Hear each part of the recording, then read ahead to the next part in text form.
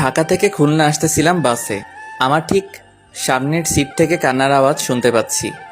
কান্নার আওয়াজ শুনে মনে হলো একটা মেয়ে কান্না করতেছে। পাশের সিটে একজন মধ্যবয়স্ক লোক বসা। আমার মনে একটু সন্দেহ হলো, কেননা টিভি নিউজে মাঝে মাঝে দেখি মেয়ে মানুষকে পাচার করে, রেপ করে, বিক্রি করে ইত্যাদি। আমি একটু ভালো করে কান পেতে শুনতেছিলাম। লোকটি মেয়েটাকে বলতেছে, চুপ কর সেমরি, চুপচাপ বইসা থাক। তোরে আমার আনাই ভুল হয়েছে। হালারে কত কইরা কইলাম এই সেমরি আমার লাগবো না, তাও তোরে আমারে দিয়া দিল। এখন চুপচাপ বইসা থাক, নইলে কিন্তু তোরে আবার দিয়ামো। তারপর মেয়েটা আস্তে আস্তে কান্না করতে লাগলো। একটু পর লোকটি আবার মেয়েটাকে বলতেছে, ওইনে যাইয়া ভালো মতো কাম করবি, নইলে কিন্তু তোরে ওরা মাইরা ফেলবে। আর এই বালের কান্নাকাটি বন্ধ কর, নইলে কিন্তু। এইবার আমি কনফার্ম হলাম এই মেয়েটা কোনো খারাপ লোকের পাল্লায় পড়ছে। বাস চলেছে আর আমি সময়ের অপেক্ষায় আছি, কখন মেয়েটার সাথে কথা বলা যাবে।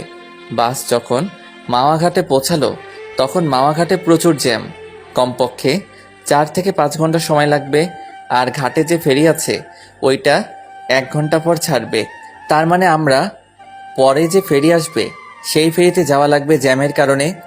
বাসের ভিতর গরমের কারণে অনেক যাত্রী বাইরে বের হচ্ছে। কিছুক্ষণ পর ওই লোকটা বাইরে বের হলো। আমি এই রকমই একটা সময়ের অপেক্ষা করতেছিলাম। আমি মেয়েটার পাশের সিটে বসলাম, মেয়েটার দিকে তাকালাম। মেয়েটা বোরকা পরা, শুধু তার চোখটা দেখা যাচ্ছে। চোখটা রক্তের মতো লাল। অনেক কেঁদেছে মেয়েটা। আমি মেয়েটাকে বললাম, কোনো সমস্যা?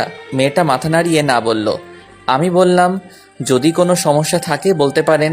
মেয়েটা কিছুক্ষণ চুপ থেকে বলল, সমস্যা বলে কি হবে, যে সমস্যার কোনো সমাধান নাই? আগে বলবেন তো, দেখি সমাধান করা যায় কি না। আমাকে বিক্রি করে দিচ্ছে খারাপ জায়গায়, সেখানে আমাকে নিয়ে যাওয়া হচ্ছে। আপনাকে কে বিক্রি করে দিয়েছে? আর আপনার পরিবার কোথায় থাকে? মেয়েটা বলল, আমার পরিবার বলতে কেউই নেই, আমি একটা এতিম মেয়ে। আর যারা আমাকে বিক্রি করছে তাদের আমি কাউকে চিনি না, কিন্তু তাদের মধ্যে একজন পুলিশ ছিল। এর মধ্যে ওই মধ্যবয়স্ক লোক চলে আসলো। আমি আস্তে করে আমার সিটে বসে পড়লাম। আমি ভাবতে লাগলাম, আমি কি মেয়েটাকে বাঁচাতে পারবো নাকি পারবো না। আমি যদি আবার কোনো সমস্যার ভিতর পড়ি।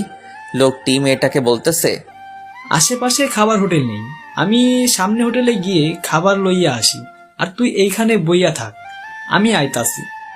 এই কথা বলে লোকটি চলে গেল। আমি আবার মেয়েটার পাশে গিয়ে বসলাম আর বললাম, এখন কি করবেন? মেয়েটা বলল, জানি না। আমি বললাম, বাঁচতে হলে একটা উপায় আছে। মেয়েটা বলল, কি উপায়? এখান থেকে পালাতে হবে। কিন্তু আমি পালিয়ে কোথায় যাব? আমার তো আপন বলতে কেউ নেই এই দুনিয়াতে। সেটা এখন ভাবার বিষয় না। কিন্তু আপনি আমাকে নিয়ে কোথায় যাবেন? সেটা পরে ভাবা যাবে।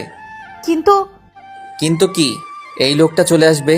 যদি বাঁচতে চান তাহলে এখান থেকে এখনই পালাতে হবে। মেয়েটাকে দেখে মনে হচ্ছে ভয় পাচ্ছে।